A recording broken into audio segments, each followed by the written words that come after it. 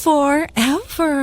Mga kwento ng pag-ibig, kwento ng pag-asa, at mga kwento ng buhay dito sa Barangay Love Stories. Love Stories.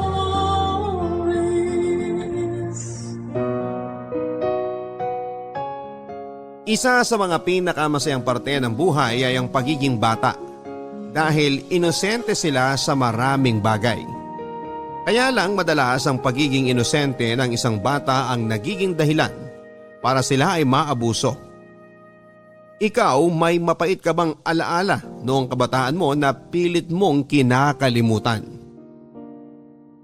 Madalas na sa pagiging bata nagsisimula ang magandang alaala dahil inosente sila sa maraming bagay. Akala nila palaging masaya ang mundo. Makita lang ng bata na nakangiti ang isang tao sa kanya ay iniisip kaagad niya na mabait ang taong yon. Pero hindi palaging mabait ang mundo para sa isang inosenteng bata. Hindi lahat ng taong nakapaligid sa kanya ay may mabuting intensyon. Dahil sa totoong mundo, ang kainosentihan ng isang bata ay madalas na nagiging dahilan ng pang-aabuso. Ang kwento na maririnig natin sa araw na ito ay mula sa sulat na pinadala ni Martin. Isang kwento na magsisimula sa kanyang pagkabata at pagiging musmos. Lumaki siya na ang akala niya ay masaya ang kanyang pamilya. Na mabait ang mga taong nakapaligid sa kanya at perpekto ang mundo kung saan siya nabubuhay. Saan nga ba siya dadalhin ang pagiging inosente niya? Lalo na kung may mga taong mapagsamantala na nakapaligid sa kanya. Handa ka na bang maiyak sa kanyang kwento? Minsan ba sa buhay mo ay may mapait kang naging karanasan na ayaw mo na sanang balikan pa? Si Martin kaya, anong naging epekto sa kanya nang malaman niyang mapait talaga ang mundo na kanyang kinakaroonan? Alamin natin yan sa mga kwento ng pag-ibig, buhay at pag-asa sa nangungunang Barangay Love Stories. Dear Papa Dudut, karamihan sa mga kakilala ko ay may magagandang karanasan at kwento ng kanilang pagkabata. Pero siguro hindi lahat ay sinuswerte na magkaroon ng puro masayang alaala sa pagiging bata. Papa Dudut, tawagin niyo na lamang po ako sa pangalang Martin. 33 years old at isa po ninyong masugid na tagapakinig dito sa Bay Laguna. Mahilig kasi talaga ako na makinig ng mga drama sa radyo, kagaya ng mami ko. Minsan nga ay banding na namin ang makinig sa inyong programa na Barangay Love Stories. At sabay din kaming nadadala ni mami sa mga sulat na inyong binabasa. Hindi ko nga naisip noon na darating ang araw na ito. Nakwento ko naman ang maririnig kong ini-ere sa inyong programa. Pero bago ang lahat, Papa Dudut, ay sasabihin ko na rin na may pagkasensitibo at masela ng kwentong ito ng buhay ko. Kaya may ilang bagay o impormasyon ako na binago o sinadya na rin na hindi banggitin para maprotektahan ang aking pribadong buhay. Isang masayang pamilya ang kinalakihan ko, Papa Dudut. Masasabi ko rin na medyo may kaya kami sa buhay dahil nakatira kami sa magandang bahay kasama ang mga magulang ko. Hindi nagtatrabaho ang mami ko pero negosyante ang daddy ko at mag-isa lang siya na bumubuhay sa amin ni mami. Akala ko talaga noon, Papa Dudut, ay perpekto na ang pamilya namin. Solong anak lang kasi ako at palagi lang kaming masaya sa buhay. Bata pa lamang ako noon pero wala na akong mahihiling pa na kahit na ano sa buhay ko. Mahal na mahal kasi ako ng mga magulang ko at lahat na nga yata ng material na bagay na gusto ko ay binigay nila sa akin. Pero hindi pala lahat ng nakikita ng ating mga mata ay totoo. Nalaman ko noon na hindi lahat ng masasayang pangyayari sa buhay ko ay masaya talaga. Dahil matagal na palang medyo nagkakalabuan ang relasyon ng mami at ang daddy ko.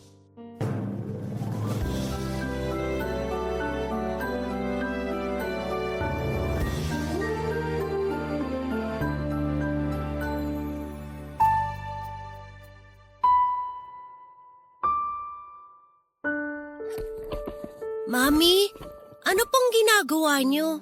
Iniimpake ko na tong mga gamit natin, Martin. Pero bakit po kayo nag-iimpake? Dahil aalis na tayo sa bahay na to. Mami, hindi ko po maintindihan. Bakit kailangan po nating umalis? Mamaya ko na lang ipapaliwanag sa iyo ang lahat. Tulungan mo na lang muna akong mag-ayos ng mga gamit nating dalawa. Iabot mo sa akin ang mga gamit mo na gusto mong dali natin pag alis natin dito sa bahay. Sige po.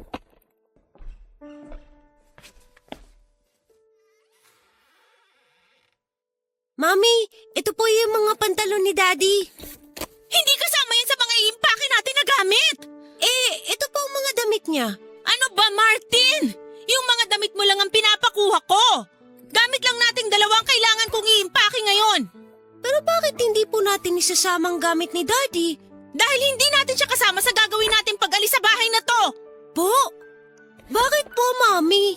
Martin, hindi ko na kayang ginagawa ng daddy mo sa akin. Hindi ko na kayang paulit-ulit niyang pambababae. Pero Mami, mahal naman po kayo ni Daddy, di ba? Mahal tayo ni Daddy.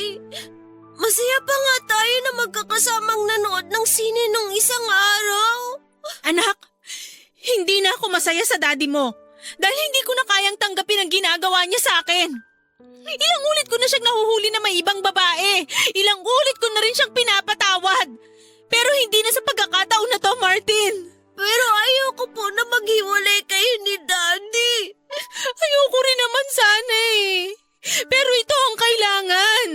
Hindi niyo na po ba mahal si Daddy? Mahal ko ang daddy mo. Mahal na mahal. Kaya nga natiis ko ang ilang beses na panluloko niya sa akin eh. Pero hindi pwedeng habang buhay na lang tayo na ganito. Pagod na kasi ko, Martin. Pagod na akong umiyak at masaktan ng dahil sa daddy mo. Mami, huwag na po kayong umiyak. Martin, sorry ha. Sorry kung makikipaghiwalay na si Mami kay Daddy. Sana maintindihan mo ang desisyon na gagawin ko ngayon. Basta kailangan nating makaalis sa bahay na to bago pa siya makauwi. Gusto ko magsisi siya kapag hindi na niya tayo nakita dito. Kung aalis po tayo ng bahay na to, saan na po tayo titira? May nahanap naman ako na bahay na pwede nating upahan. Ay, anak, tatanungin kita. Gusto mo bang sumama sa akin sa pag-alis ko? O mas gusto mong maiwan dito kay Daddy? Sasama po ako sa inyo, Mami. Kahit saan po tayo pumunta o tumira, hindi po ako iiwalay sa inyo. Salamat, Martin.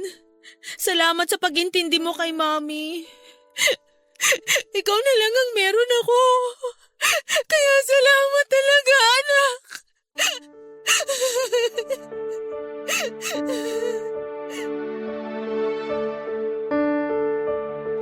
Papadudot 8 years old pa lamang ako nang maghiwalay ang mga magulang ko. Tumatak na sa isipan ko noon kung gaano kasamang tao ang daddy ko. Kaya pala may mga oras na nakikita kong umiiyak si Mami sa kwarto o kusina ng bahay namin. Dahil pala yon sa pambababae ni Daddy at panloloko sa kanya. Minsan din ay naririnig ko na nagsisigawan sila sa loob ng kwarto nila. Hindi ko lang masyado maintindihan kung ano ba ang pinag-aawayan nila. Basta palagi na lang naaalis si Daddy ng bahay noon at may iwan na umiiyak si Mami. Nang araw na yon, Papadudot, ay umalis na nga kami ni Mami dala ang 3 malalaking bag. Marami pa sana akong damit na gustong dalhin noon. Marami pa akong gustong laruan na bitbitin noon. Pero sinabi ni Mami na papalitan na lang daw niya ang mga yon oras na makahanap siya ng trabaho. Kaya hindi ko na rin pinilit pa ang gusto kong mangyari. Mula sa malaking bahay na tinitirhan namin kasama si Daddy ay lumipat kami ni Mami sa maliit na bahay na isa lang ang kwarto. Maliit din ang kusina noon, pati na rin ang sala. At nang makapasok kami sa bahay na yon, muli na namang umiyak ang Mami ko, Papadudot. Halos gabi-gabi po siya na ganon sa tuwing magkasama kami. Kaya tuwing umaga ay pugtong-pugto ang mga mata ng Mami ko.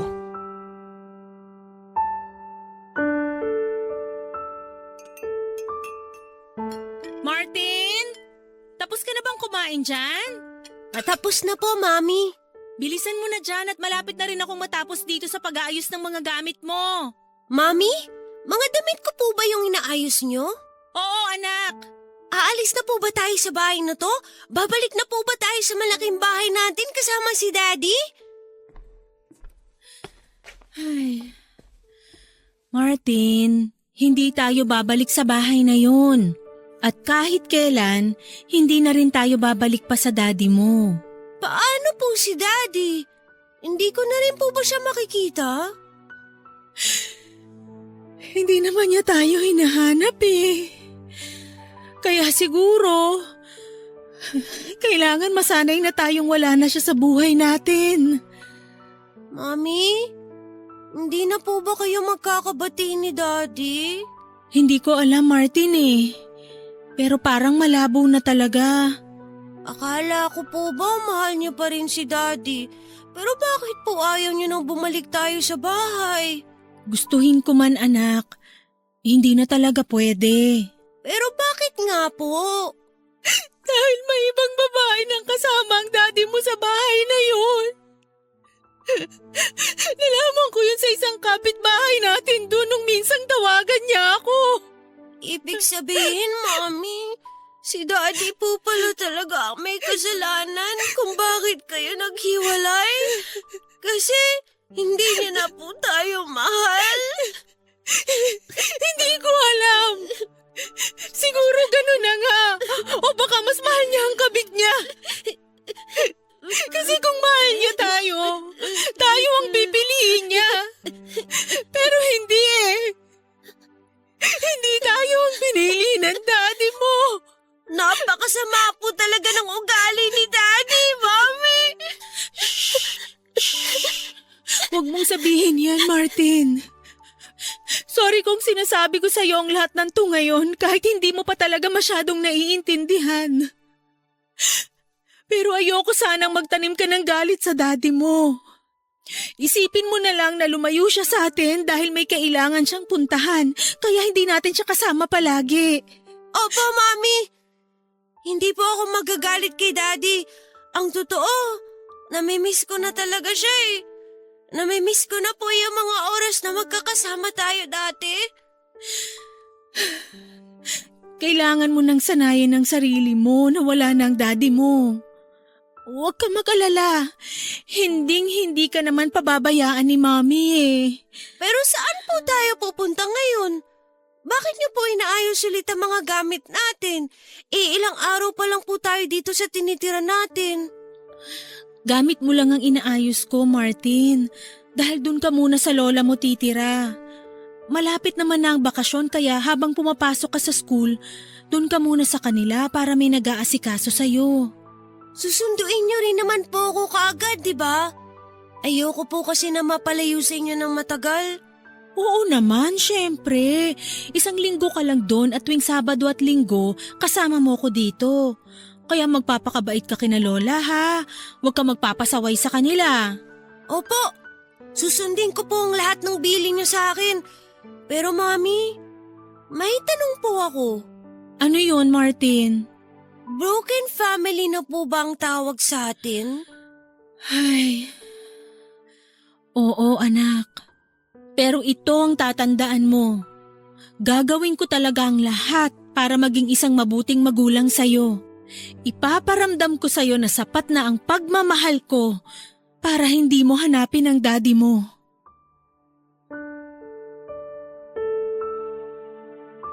Madalas kong naririnig noon ang salitang broken family sa ibang kaklase ko, Papa Dudut. Ang ibig sabihin daw noon ay magkahiwalay na ang kani-kanilang mga magulang. Ang iba sa mga kaklase ko ay malungkot kapag nagpag-uusapan yon. Ang iba naman ay masaya at meron din na parang wala nang pakialam. At sa parte ko noon, Papa Dudut, ay labis po talaga akong nalungkot. Masayang pamilya nga kasi ang kinagisnan ko at ang akala ko ay perpekto na kami. Palagi ko pang iniinggit ang ibang kaklase ko sa tuwing nagbabakasyon kami ni na Daddy at Mami sa malayo. Palagi kong pinagyayabang na masaya kaming buong pamilya. Hindi ko nai-imagine noon na darating ang araw. Napapasok ako sa eskwelahan at tatanungin ako ng mga kaklase ko Nang, "Uy Martin, naghiwalay na raw ang daddy at mami mo. Saan ka ngayon nakatira? Sa mami mo o sa daddy mo? Bakit sila naghiwalay?" At ang paulit-ulit na tanong sa akin, broken family na rin ba kayo kagaya ng ibang kaklase natin dito? Wala na akong masagot noon, Papa Dudut, dahil hindi ko pa talaga masyadong naiintindihan ang nangyayari sa pamilya namin. At umaasa pa rin ako na magkakaayos pa rin ang mga magulang ko. Umaasa ako noon na magiging masaya muli kami kagaya ng dati. Pero yung munting pangarap at pag-asa ko na yon ay hindi na nagkatotoo pa kahit kailan, Papa Dudut. Papa Dudut, habang nag-aasikaso noon ng mga requirement para sa trabaho si Mami ay iniiwanan niya muna ako sa lola ko. Si Lola ang nag-aasikaso sa akin bago ako pumasok sa school. At sa tuwing Sabado ay susunduin ako ni Mami at siya naman ang kasama ko hanggang Lunes ng umaga. Mula rin nang maghiwalay ang mga magulang ko ay hindi ko na nakita pa si Daddy, Papa Dudut. Wala na siyang tawag sa bahay o kahit pagdalaw man lang na ginawa sa amin.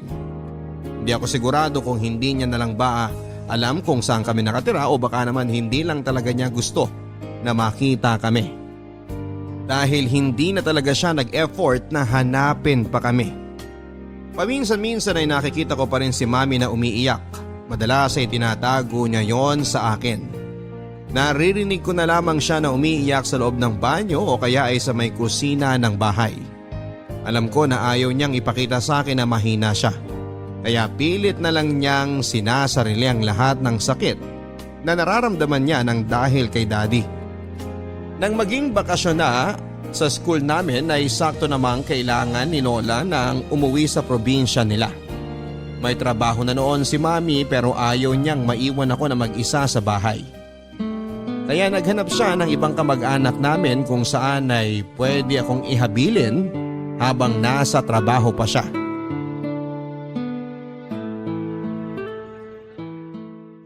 Martin, huwag kang masyadong makulit dito sa bahay ng tita mo ha. Mag-isa lang siya dito kaya huwag mo siyang papahirapan. Opo, Mami. Magbe-behave po ako. Good. Pasensya ka na kung iiwan na naman kita ngayon dito. Kailangan muna kasing magtrabaho ni Mami. Okay lang po. Sanay naman po akong asikasuhin ng sarili ko eh. Okay nga lang po kahit sa bahay na lang po ako maiwan na mag-isa. Naku, hindi naman ako mapapanatag kapag alam kong wala kang kasama. Kaya nga naghanap ako ng kamag-anak natin na pwede kong paghabilinan sa'yo.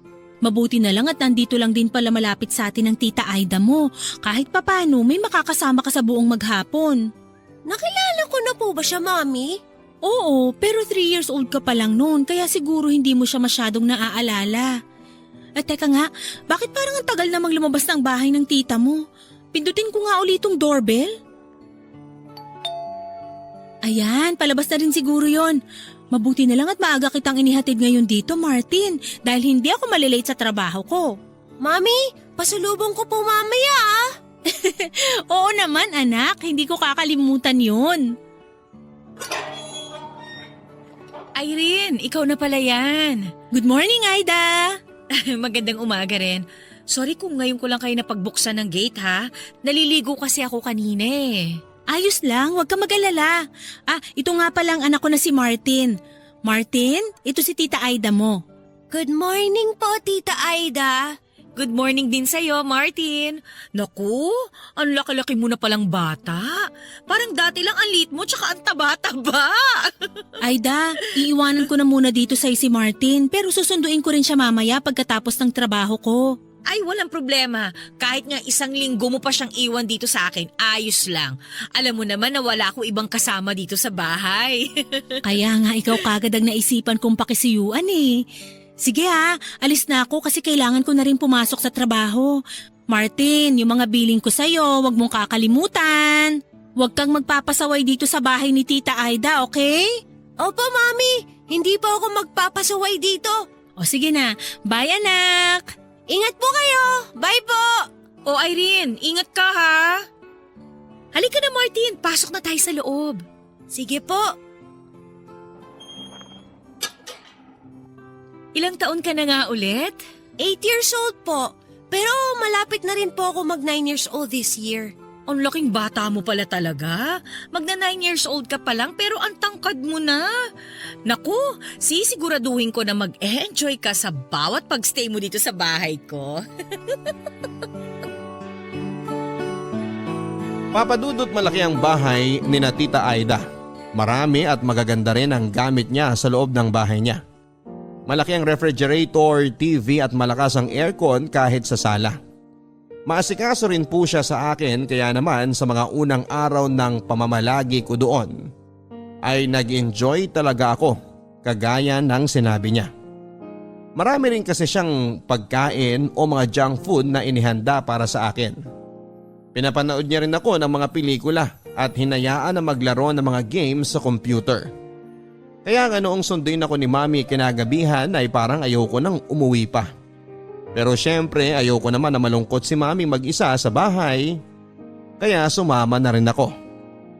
Ganun po kami araw-araw. Ihahatid ako ni Mami sa bahay ni Tita Aida at susunduin na sa gabi. Wala naman po akong reklamo at pati na rin po si Tita Aida. Enjoy nga raw po siya na kasama ako dahil malungkot daw talaga ang mag-isa sa bahay nila. Si Tita Aida nga po pala ay third cousin ni Mami. Ang mga magulang niya at kapatid ay nasa ibang bansa na raw naninirahan. Dahil mas gusto niya dito sa Pilipinas ay mag-isa na lamang siyang nakatira sa bahay nila. Matandang dalaga rin po siya at walang anak. Kaya siguro sabik din siya na kasama at kausap ako. Nabanggit din niya pala noon na mahilig daw talaga siya sa mga bata. Ang akala ko ay gusto niya lang na magkaanak dati. Kaya niya nasabi na mahilig siya sa mga bata. Pero iba po pala ang ibig niyang sabihin tungkol sa bagay na yon, Papa Dudut.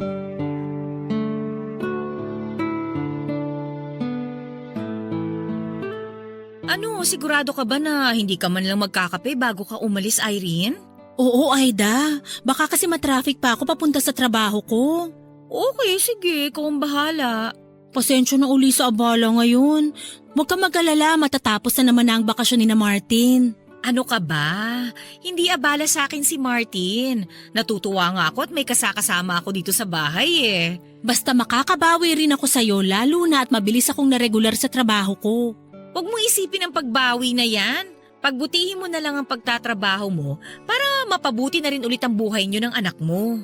Iyan talaga ang ginagawa ko ngayon. Salamat uli, Aida. O Martin, aalis na ako. Magpapakabait ka uli dito sa bahay ng tita mo. Opo, Mami. Palagi naman po ako mabait dito eh. Ingat po kayo. Bye! Thank you, anak. Paalam muna sa inyo. Mag-iingat ka, Irene, ha? Sige, Aida. Salamat uli, ha?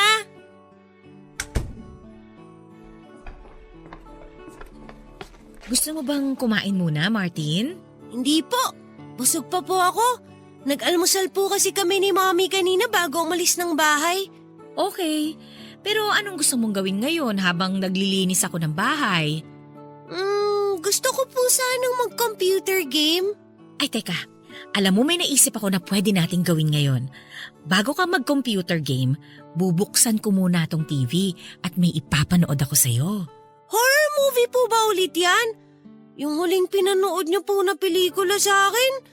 Halos hindi po ako makatulog sa kwarto kasi parang nasa tabi ko po yung multo. Patatakutin ka palang bata ka? Medyo po. Kaya nga po, madalas ako napapagalitan ni Mami kasi naiistorbo kong pagtulog niya. O huwag ka mag-alala, hindi nakakatakot tong ipapanood ko sa'yo. Pero sigurado akong matutuwa ka dito. Bakit po walang sound ang TV niyo? Ano kasi, wala talagang tunog ang pelikula na yan. Ganun po ba? Pero bakit po tinatanggal ng lalaki yung damit ng babae? Nainitan po ba yung babae? Ay, ang totoo, naglalaro lang sila. Ikaw ba, gusto mo rin ba ng bagong laro, Martin? Opo! Gusto ko po! Tamang-tama, kasi may ituturo ako sa'yo na bagong laro. Sa laro na to, magpapanggap tayong dalawa na mga artista. Pagkatapos po, gagawin natin yung ginagawa ng mga artista dyan sa pelikula. Para kunwari, mga artista din tayo. O ano, gets mo ba? opo, nakuha ko po. Ay, very good. Matalino ka pala talagang bata. O ano, sige, simulan na natin ang laro na to ha. Wala nang damit yung lalaki sa pelikula kaya tatanggalin ko na rin ang damit mo, Martin ha. At gagawin mo ang lahat ng gagawin ng lalaki sa pelikula na pinapanood natin.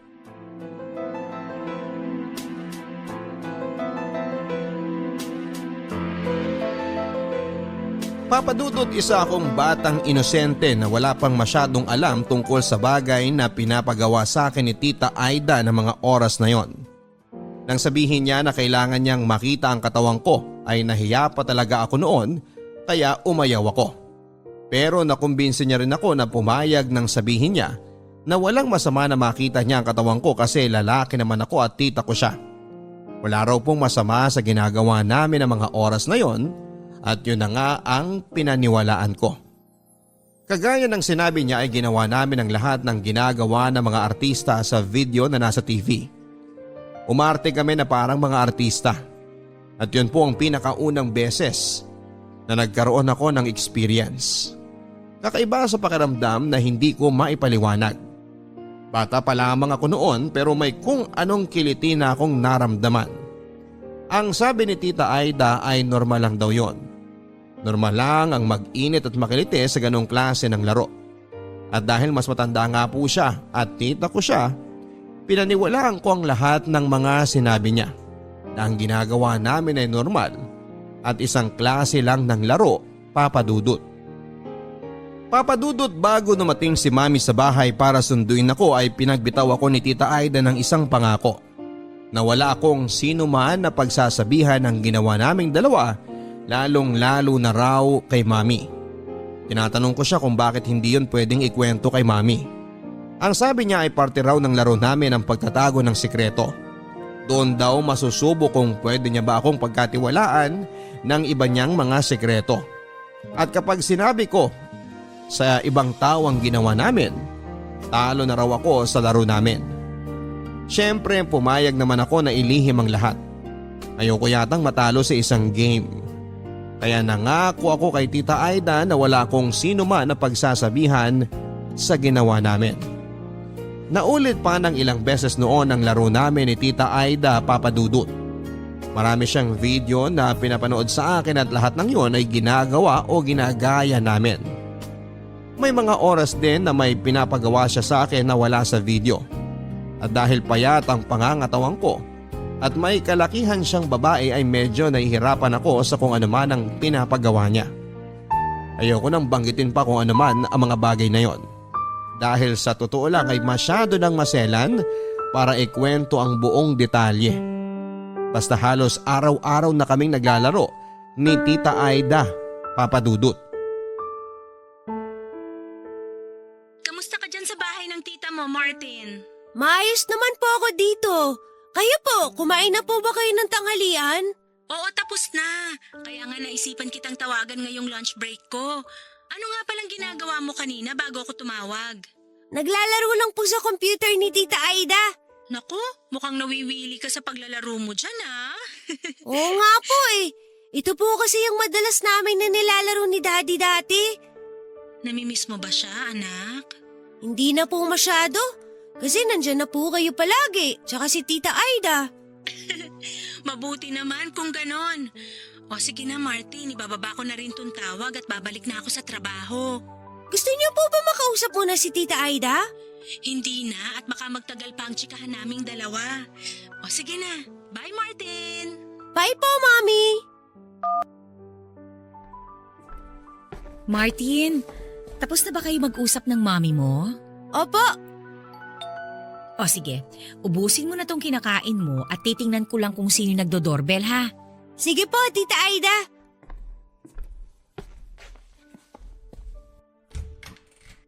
Beshi, naku grabe.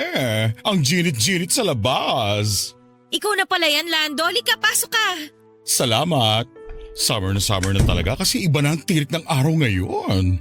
Ay naku, sinabi mo pa. Kaya nga ang taas ng bill ng kuryente ko ngayon dahil walang patayan ng paggamit ko ng aircon. Ay, o nga pala. Ito si Martin, yung sinasabi ko sa'yo na pamangkin ko. Ay, eto na ba yung batang kinukwento mo? Ang gwapo-gwapo nga at ang kinis ng balat. Oo, siya yun. Anak siya ng pinsan ko. Martin, ito si Lando, kaibigan ko. Tawagin mo na lang siyang Tito Lando. Hi po, Tito Lando. Dito talaga?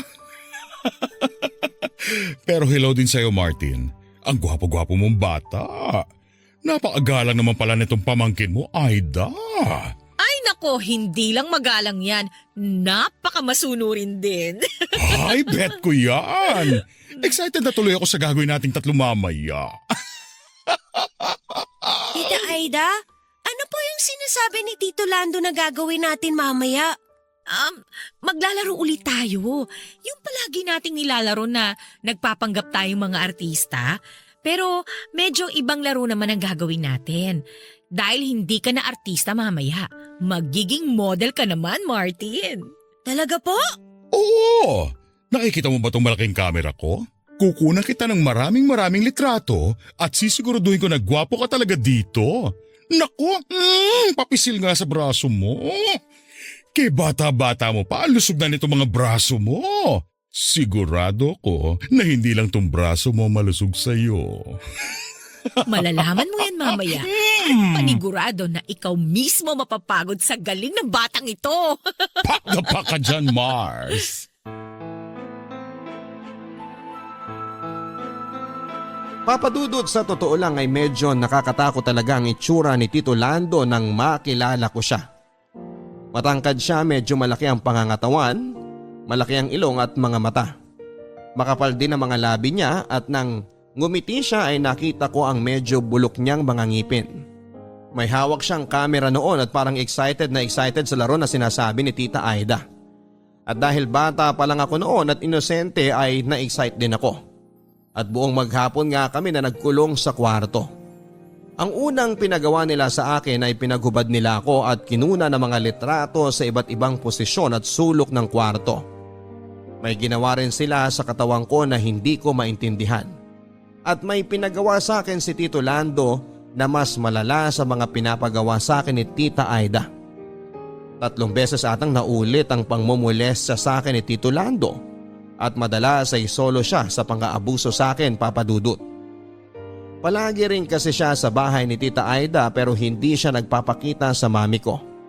Dahil sa tuwing darating kami ni mami sa bahay ay si Tita Aida lang ang sumasalubong at kumakausap sa amin. Kapag wala na si mami ay saka lamang lalabas ng kwarto si Tito Lando para simulan ang pakikipaglaro sa akin.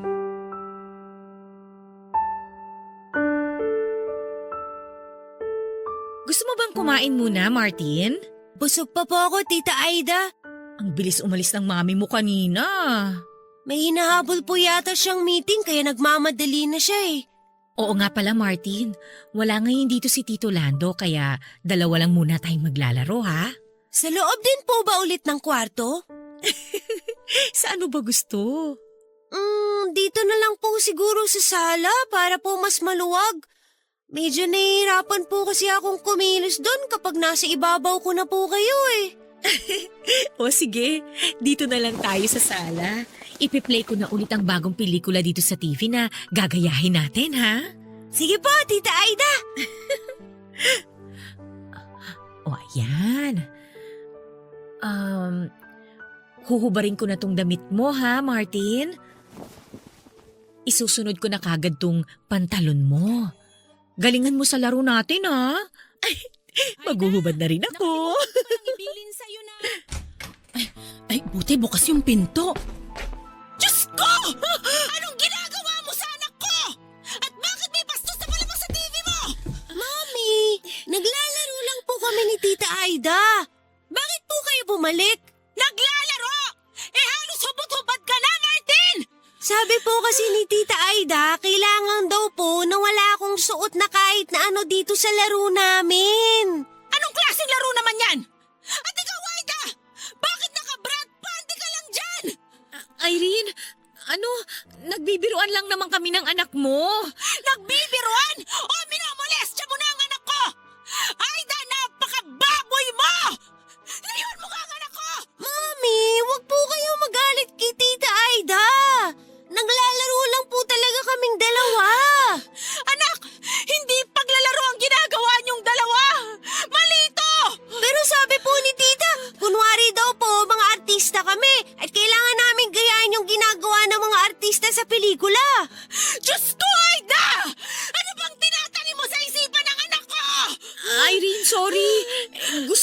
pagkabata ang ginagawa namin eh. Di ba Martin?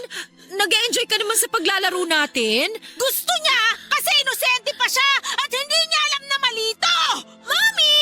Bakit po ba kayo nagagalit kay Tita Aida? Anak, hindi paglalaro ang tawag sa ginagawa niyo! Malaking kasalanan at pagkakamali ito! Niloloko ka lang ng Tita Aida mo! Ay naman, huwag mo naman palakihin to. Dapat hindi ko pinagkatiwala sa iyo ang anak ko, Aida! Ipapakulong kitang baboy ka! Papadudot, gulong-gulo po ang isip ko ng araw na yon. Hindi ko maintindihan kung bakit galit na galit si Mami kay Tita Aida. Habang nagbibihis ako ay minumura niya si Tita Aida at pinagbabantaan na ipapakulong ito. Umuwi kami noon sa bahay at doon ay umiyak na tinatanong sa akin ni Mami kung ano pa raw ba ang ginawa o pinagawa sa akin ni Tita Aida. Ayoko pa sanang sabihin sa kanya ang lahat dahil ang nasa isip ko noon ay naglalaro pa rin kami ni Tita Aida at ayoko nang matalo ako sa laro namin. Ayoko nang baliin ang pangako ko sa kanya. Pero ilang ulit na sinabi ni Mami na mali talaga ang ginawa namin. Lalo na nang ipakita kay Tita Aida ang buong katawan ko na walang kahit na anong saplot. Hindi na raw paglalaro ang ginagawa namin noon at isang kasalanan daw yon at pagkakamali. Kaya kailangan ko raw sabihin sa kanya ang totoo at lahat ng tungkol sa ginagawa namin. Nang ikwento ko na kay Mami kung paano at kailan nagsimula ang laro namin ay mas lalo siyang naiyak. Pero halos umagulhol na rin siya nang banggitin ko sa kanya na may isa pang kasama si Tita Aida na nakikipaglaro sa akin. Ikinawento ko sa kanya ang tungkol kay Tito Lando. Ang pagkuha sa akin ito ng mga litrato hanggang sa mga ginawa nito sa katawan ko habang nakakulong kami sa loob ng kwarto. Doon ako niyakap ng mahigpit ni Mami at paulit-ulit siyang nagsorry sa akin. Hindi niya raw dapat na pinabayaan na mamoles siya ako. Hindi niya raw ako dapat ipinagkatiwala sa ibang tao. Guluman ang isip ko noon, Papadudot. Unti-unti ko nang naintindihan na hindi talaga tama ang lahat ng mga pinagawa sa akin ni Tito Lando at Tita Aida. Papadudot, hindi na po naging malinaw sa akin ang mga detalye ng ginawang pagdedemanda ni Mami kina Tita Aida at Tito Lando. Basta ang alam ko po ay nagsampa siya ng kaso sa kanila. Ilang ulit din na may kumakausap sa akin tungkol sa nangyari, iba't ibang tao at paulit-ulit lamang ang mga tanong na ibinibigay nila sa akin. Sawang-sawa na nga akong magkwento noon dahil pati ang sagot na ibinibigay ko sa kanilang lahat ay paulit-ulit lang din. Ang natatandaan ko ay matagal din akong hindi nakapasok sa school noon. Hanggang sa lumipat na nga kami ng bahay ni Mami at nag-transfer kami sa ibang school. Hindi na niya ako hinabilin pa sa ibang tao at sa bahay niya na rin pinatira ang lola ko na palagi kong kasama. Pagkalipas ng halos isang taon ay unti-unti ko nang nakalimutan ang lahat. At nang makita ni Mami na parang wala na sa alaala ko ang ginawa sa akin ni Tita Aida at Tito Lando, ay umalis siya ng bansa at nagtrabaho sa Italy. Doon po muling gumanda ang buhay namin dahil nakalipat na kami ni Lola sa mas malaki at mas magandang bahay. Itinaguyod ni Mami nang mag-isa ang buhay at pag-aaral ko. Pero Papadudot, hindi po pala talaga ganon kadaling kalimutan ang lahat. Lalo na nang mag-high school na ako.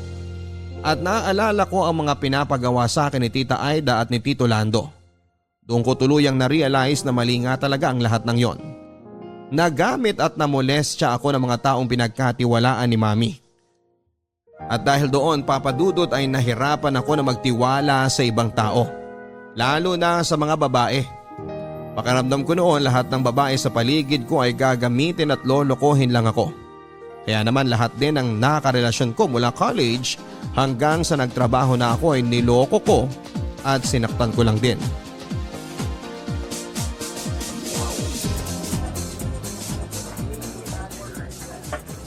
Hi, ikaw yung bagong bartender, di ba?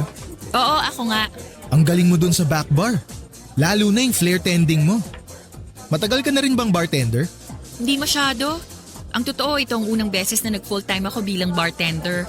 Waitress kasi ako dati sa isang restaurant. Pero passion ko na talaga ang flare tending. Buti nga natanggap ako dito sa resto bar nyo eh. Marami kasing nag-resign sa amin nung nakaraang taon lang. Kaya nangailangan din talaga ng mga tao dito sa bar. Lumipat sila dun sa bagong bukas na bar sa kabilang kanto lang.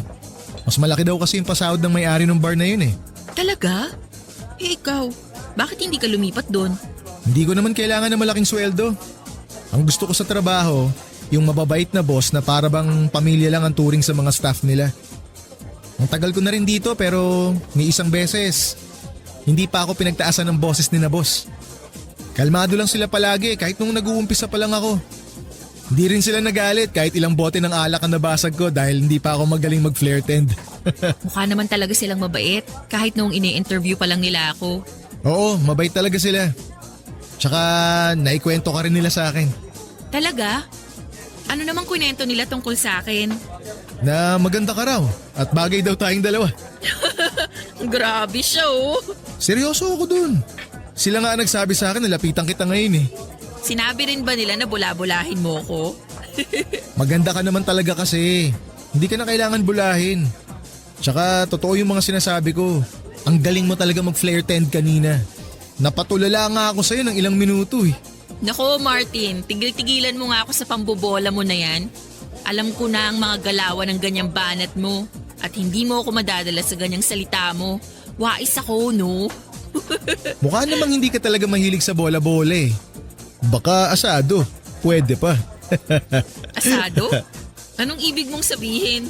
Ang ibig kong sabihin, mukhang hindi ka nga madaling bulahin. Pero parang mahilig ka namang magpaasa ng tao. Ang galing ng banat mo na yan ah. Bago ba yan?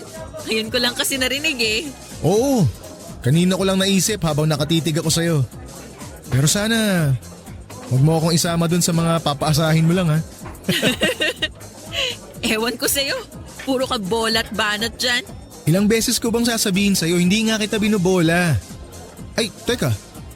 Paano mo pala nalaman na Martin ang pangalan ko? Ha? Ano? Narinig ko lang dyan sa mga kasamahan natin kanina nung tinawag ka nila.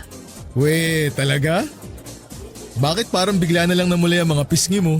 Oo nga. Anong feeling mo? Pinagtanong ko sa ibang waitress at bartender dito? Eto naman masyado namang defensive. Eh di hindi. Sabi mo eh. Maniniwala na lang ako sa'yo. Oh, since alam mo na ang pangalan ko, baka pwede ko rin malaman ng sa'yo.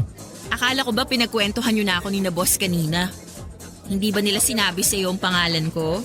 Hindi.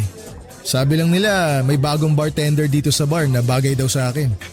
Nang makita nga kita kanina, tinanong ko sa kanila ang pangalan mo pero ayaw naman nilang sabihin. Lapitan daw kita. Ako daw mismo ang magtanong sa'yo. Kaya eto ako ngayon. Nagpapakyut dito sa harapan mo para lang makuha ang pangalan mo. Bolero ka na, corny ka pa. Pero sige, shy na lang ang itawag mo sa akin. Oh, huwag ka mag-e-expect ng kahit ano ah. Hindi porke binigay ko yung pangalan ko sa'yo, ibig sabihin nun type na kita. Ano ka ba? Wala naman akong iniisip na ganun eh. Pero pwede rin. Mukha naman talagang type mo ako. Huwag kang mag-alala. Easy to get naman ako, lalo na sa babaeng gusto ko. Grabe ka talaga Martin. Sobrang feelingero mo rin pala. Gwapo ka nga, presko ka naman. Naku, diyan ka na nga at mag-aayos pa ako ng gamit ko.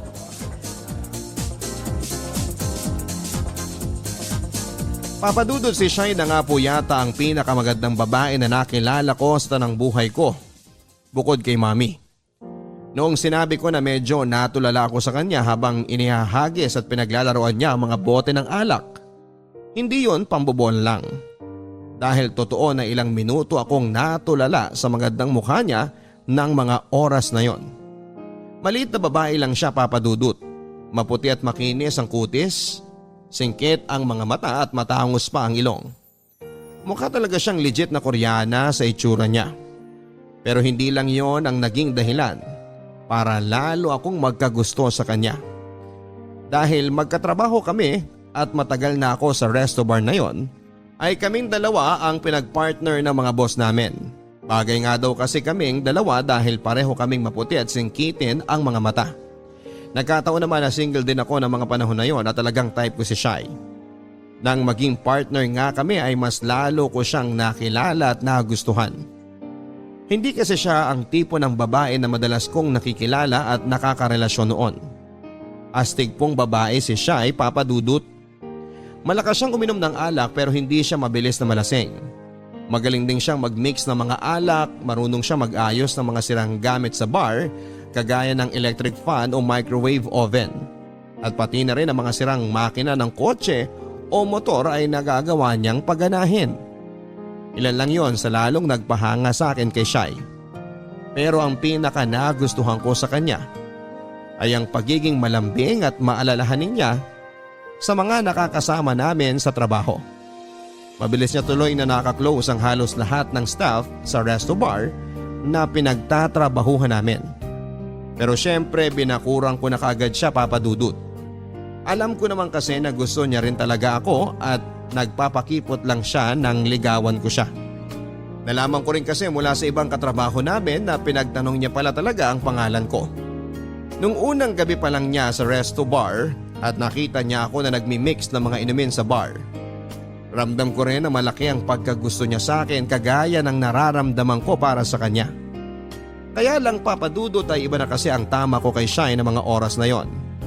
Malalim na at pang seryosohan.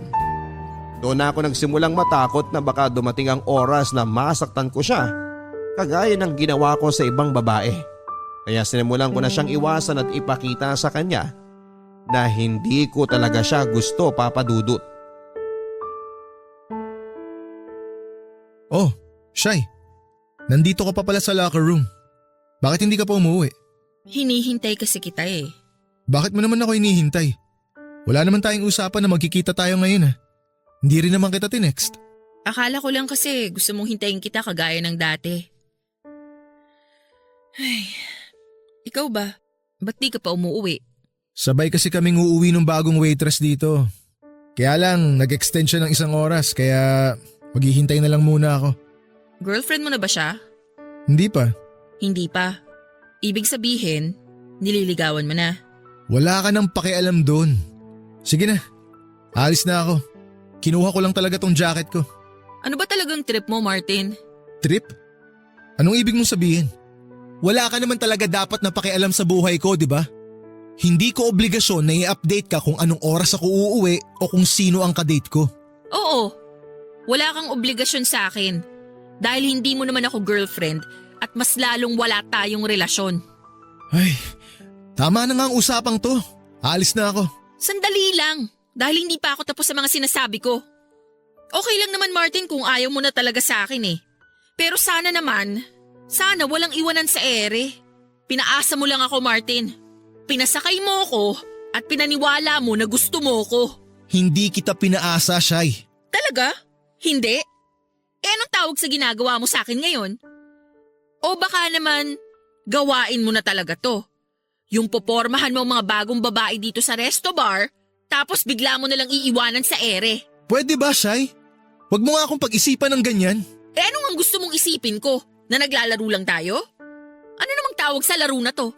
Tagu-taguan ng feelings? Ang kaso, nawala ka agad yung sayo? Ewan ko sa'yo. Bahala ka na dyan, alis na ako. Martin, sabihin mo na lang kasi sa akin kung ano ba talagang trip mo. Kaya ko namang mag-adjust eh. Kaya kong lumayo kung talagang hindi mo na ako gusto. Pero huwag naman sanang ganito. Wala namang iwanan sa ere pagkatapos mo kong pakiligin ng ilang buwan. Kung ayaw mo na sa akin, sabihin mo na ngayon para… Gusto kita, Shai. Okay na?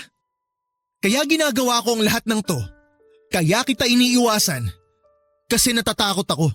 Natatakot ka saan? Natatakot ako na masaktan kita. Hindi ko maintindihan. Ano bang ibig mong sabihin? May nangyari sa akin nung bata pa ako. Na naging dahilan para magalit ako sa mga babae. Pinipilit kong magpakatino. Pero ang palaging ending na nangyayari, nasasaktan ko ang mga babaeng nakakarelasyon ko. Pakiramdam ko may problema na talaga sa akin siya eh. Dahil sa sobrang takot ko na magtiwala sa ibang tao, lalo na sa mga babae, ito ang kinalabasan ko. Lagi ko na lang silang nasasaktan. At iyon nga ang ayokong mangyari sa iyo. Ayoko masaktan kita. Kasi mahal na kita, Shai. Mahal din kita, Martin. At handa ako na maghintay hanggang sa mawala ang takot na nararamdaman mo. Pero paano kung hindi to mawala? Paano kung masaktan lang kita sa huli? Paano natin malalaman ang sagot kung hindi natin susubukan? Siguro nga pwedeng mahirapan ako. Pero handa akong sumugal. Handa akong sumugal, matalo o manalo man ako sa laro na to.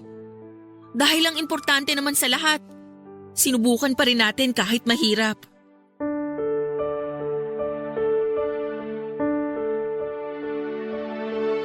Papa Dudut, hindi naman talaga natin malalaman ang sagot sa mga tanong kung hindi natin ito susubukan na hanapin. At yun nga ang ginawa namin ni Shai. Dahil hindi rin naman totoo ang sinasabi ko sa kanya noon na dinedate ko ang bagong waitress sa bar namin ay muli kaming nagkaayos. At bukod sa takot na naramdaman ko ay wala nang ibang naging balakid sa relasyon naming dalawa. Nagsimula na ring mawala kahit papaano ang takot ko na magtiwala sa ibang tao. Naging gago po talaga ako noon at maraming nasakta na babae. Pero nang dahil kay Shai, nagawa ko ring magbago sa wakas. Opo, Papa Dudut. Naging kami na nga po kaagad ni Shai, bakit pa ba namin patatagalin ang lahat kung nagkaaminan na rin kami ng nararamdaman para sa isa't isa.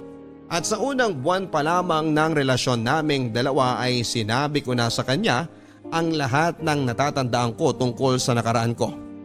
Kinuwento ko sa kanya ang ginawang pang-aabuso ni na Tita Aida at Tito Lando sa kainosentehan ko noong bata pa lamang ako. Naiyak si Shai nang marinig niya ang buong kwento ko. Kahit ako ay naiyak na rin dahil hindi talaga biro na balikan para sa akin ang mga nangyari noong bata pa lamang ako. Nang umuwi na dito si Mami sa Pilipinas ay pinakilala ko na sa kanya ang girlfriend ko. Si Shai po ang kauna-unahang babae na pinakilala ko ng formal sa mami ko bilang kasintahan ko. Kaya alam ni Mami na seryoso ako sa relasyon naming dalawa. Nang wala na si Shai noon sa bahay ay nag-usap kami ni Mami. Tinanong niya sa akin kung alam na raw ba ni Shai ang tungkol sa nakaraan ko. Sinabi ko sa kanya na oo. At si Shai ang dahilan kung bakit unti-unti ko nang napapatawad ang mga taong umabuso sa akin. Doon ay sinabi sa akin ni Mami ang nangyari kina Tito Lando at Tita Aida. Si Tito Lando ay matagal na raw patay dahil sinaksak raw ito ng isang binatilyong sinubukan itong molestyahin. Ilang taon na ang nakakaraan. Hindi raw kasi ito nakulong at sinubukan na magtago. Si Tita Aida naman ay matagal nang nakalaya pero hanggang ngayon ay nakikipaglaban sa sakit niyang cervical cancer. Siguro nga ay mahirap talaga na makuha ang katarungan saan mang panig ng mundo. Pero naniniwala ako sa karma. Mapabuti o masama man ang ginawa ng isang tao, doble o triple ang balik nito sa kanila. At anuman ang sinapit ni na Tito Lando at Tita Aida sa mga buhay nila, karma na rin nila yon sa kung anuman ang kasalanan na nagawa nila. Papa Dudut, totoo talaga ang sinasabi ng iba na mabilis magpatawad pero mahirap ang makalimot sa kasalanan na ginawa sa atin ng ibang tao. Pero dahil kina Mami at Shai na nagparamdam sa akin ng tunay na pagmamahal, mula sa umpisa ay nagawa ko ng kalimutan kahit paano ang mapait kong nakaraan. Oo, may kirot pa rin dito sa dibdib ko dahil napagsamantalahan ang kainosentehan ko noon. Hindi na rin siguro mawawala yon. Ang mahalaga naman ngayon ay natuto na ako na magmahal muli at magtiwala sa ibang tao. Ilang taon na rin ang relasyon namin ni Shai ngayon, Papa Dudut. Hindi perfect ang lahat dahil may mga oras na nag-aaway din kami. Pero pinapatatag ng pag-aaway namin ang relasyon naming dalawa. At nang dahil sa kanya, ilang taon na rin patuloy na magaan ang pakiramdam ko dito sa dibdib ko. Dito ko na rin po tinatapos ang sulat ko, Papa Dudut. At sa totoo lang ay malaki ang muling nabawa sa bigat na nararamdaman ko dito sa dibdib ko nang matapos ko na itong sulat ko. Ganito pala ang pakiramdam kapag nailabas ko sa ibang tao ang isang mapait na kwento ng buhay ko. Sana marami pa kayong mahikayat na kabarangay na mag-share din ng kani-kanilang kwento. Hindi lang para makapagbigay ng inspirasyon kung hindi para makatulong sa kanila emotionally and mentally.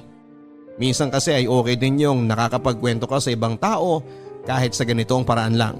Isang malaking tulong yon na mapagaan ang loob natin at makahinga na tayo ng maluwag dahil handa na tayong kalimutan ng isang parte ng ating nakaraan.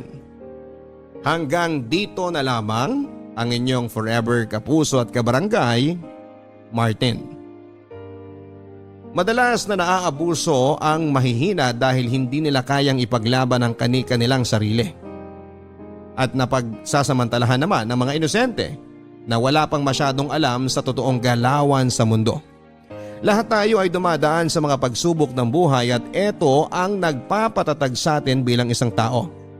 Pero sa nangyari sa iyo, Martin, ang mga pagsubok na pinagdaanan mo ang halos humubog sa buong pagkatao mo. Kaya naging mahirap talaga para sa iyo ang magtiwala sa iba dahil pakiramdam mo ay palagi ka lang nilang gagamitin at sasaktang muli. Hindi rin kita masisisi kung nahirapan ka man noong magtiwala at magmahal dahil lahat yon ay bunga ng iyong nakaraan. Pero syempre hindi tayo hahayaan ng puong may kapal na habang buhay na magdusa at dalhin ang bigat sa ating mga dibdib. Kaya siguro dumating sa buhay mo si Shai ay para maging daan at dahilan na matutunan mo na muling magmahal.